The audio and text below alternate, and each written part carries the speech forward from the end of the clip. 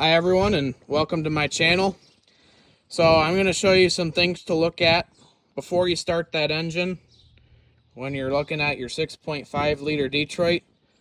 So first thing you want to look at is any aftermarket modifications. So on this truck, it has a ranch hand, some lights, Cummins turbo, and most important in my opinion, it has a relocated PMD.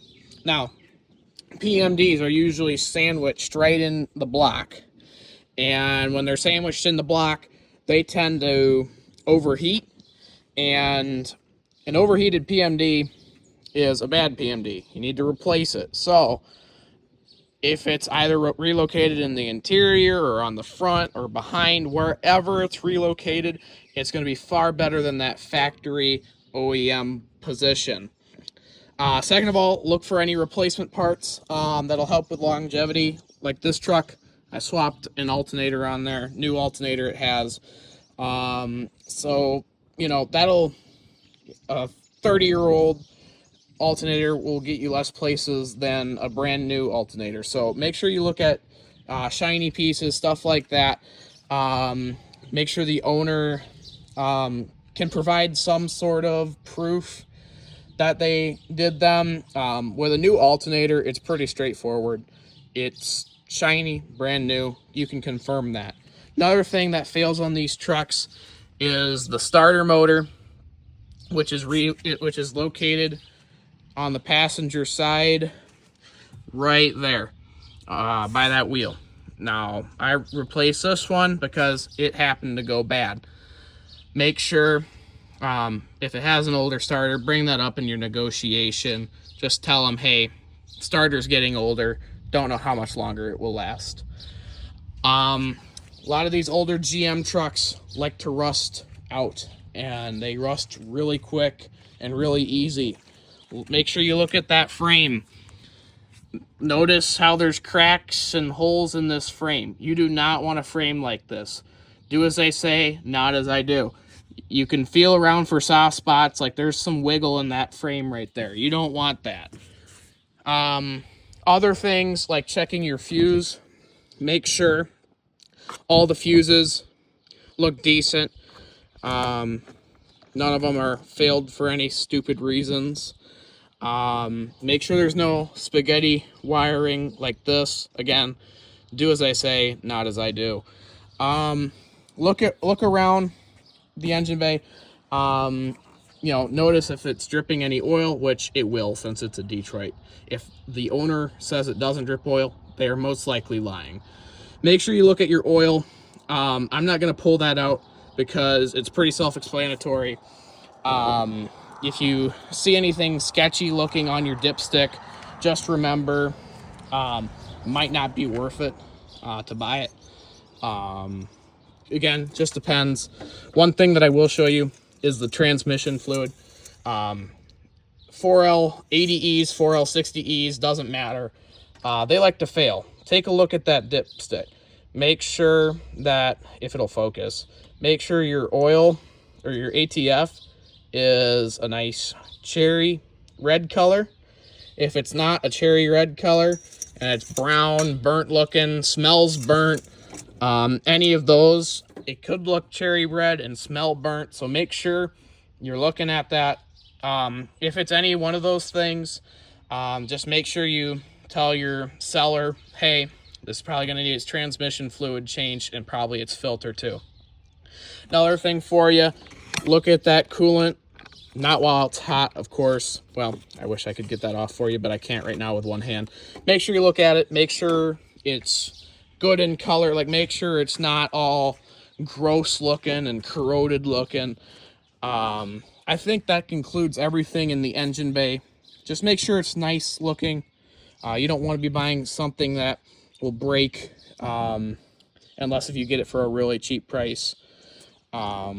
So then that moves us to the interior. Make sure you look for rips in your seat. Small little dime-sized one like this isn't a big deal. But any big gouges, tears, scratches, stuff like that can be used for negotiation. Say, hey, I'm going to have to run to a junkyard and get myself a new seat. If there are entire pieces of foam missing, make sure you bring up those concerns too. Have them take even more money off the price. Then, next major thing, mileage. If it is under 300,000 miles, 250 if you want to be on the safe side, it's probably a decent purchase. Just make sure everything else checks out. If it's over 300,000 miles, I would certainly raise an eyebrow. Make sure the frame is really good. Make sure the body's really good. Make sure everything checks out if it's over 300,000 miles. If it's under that or under 250, you have a little bit more wiggle room and fail safe with these old Detroits, but still make sure no matter what, everything checks out. Another thing too, check for aftermarket gauges. Make sure they work. This EGT gauge doesn't work, but this water gauge does. And that'll be another thing to touch on when you actually start it up. Make sure that this is pretty darn congruent with your OEM one. If they're off by a few degrees, it's not a huge deal. Another thing for you too, make sure you have a head unit in. If the head unit doesn't work, it's not a huge deal, but again, it can be used as a negotiation factor. Make sure you ask the owner if heat and AC work. And that's another thing to test for during the test drive. Make sure they both work. Make sure little things like accessories work. Make sure glove box works. This one is horrible, so I'm not going to open it. Again, just little negotiation things like that. Make sure even with your truck off, it shifts into everything with your transfer case. And then you obviously want to test that again once you get the motor fired up.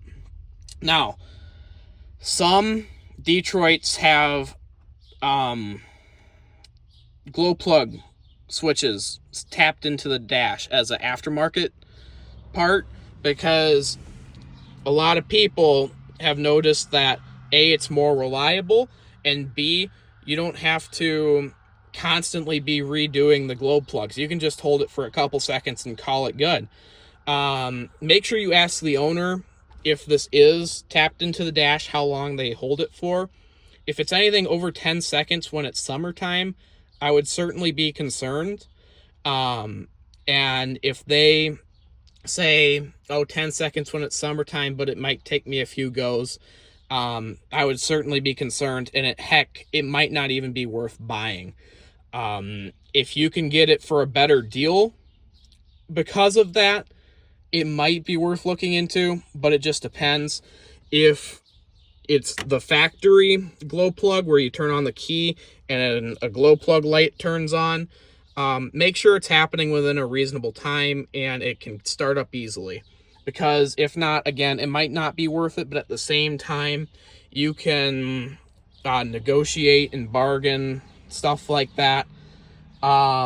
Make sure all the doors and trim looks decent. This door is a little worse for wear. It has aftermarket speakers, so it's a thing that can increase the price, but at the same time, be wary. Make sure if they're in there, make sure they're in there properly. Other things too, check for little cosmetic details. This has a black bed and a blue body, so make sure that if they are different, make sure it wasn't an accident, A, and B, make sure you run your eyes all the way down that body and make sure it all lines up. Other than that, make sure, this is more of a thing for when it's running, but as a little bonus here for you, make sure all your lights, including your accessory ones, light up. Other than that, I think that's all I have for this video. Before you start it up, my next video will be after you start it up and the test drive. So thank you for watching. See you in the next one.